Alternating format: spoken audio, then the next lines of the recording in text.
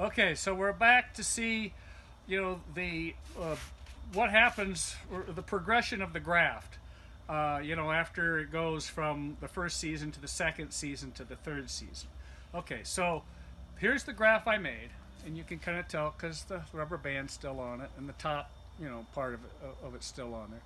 And then this is a same cultivar. This is called Tiny rations, and this is the result after a full year of growth. And so you can sort of tell this was where the root system was at, and I've cut that off. You can see all the mending of the two tissues together. They've grown together to produce what I would consider a pretty good union. We would call this the union of the graft, and it's hard. It's good. That's a good union right there.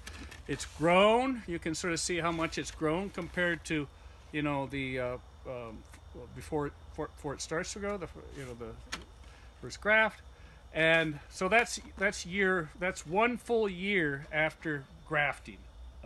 That. Okay. So and then this is the following year, and so this is a 2-year-old graft.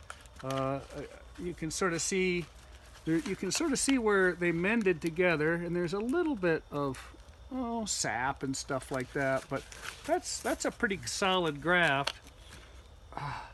So, and it's hard, and so eventually you won't even see that. Basically what happens, after this thing is in the landscape for a while, this will kind of just it'll become smooth, and you'll just see, you can tell where the union is, and usually on most grafted plants, but this usually has a little bigger, it'll be a little bulged right here, a little bit, especially for the dwarf stuff. And then this will be growing up, and you won't notice, it's a good firm union there. So a little bit of sap coming off that still, but not too bad. So how long after you cut the rootstock off the top? 6 months? A No, year? Yeah, but I like to take the total. I like to take all of it off, usually right after the 4th of July or the end of June. That's when I'm really.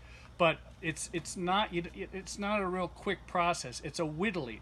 So I'll go through this and cut it down, probably 3 different times before I totally take it off. So I let a little bit of growth occur down lower, so this thing, grows together. But I don't totally take it off, as I say, until late June, early July, and then they're on their own. Then I'd make a cut, and it would totally be gone, the top, and it'd look something like that. And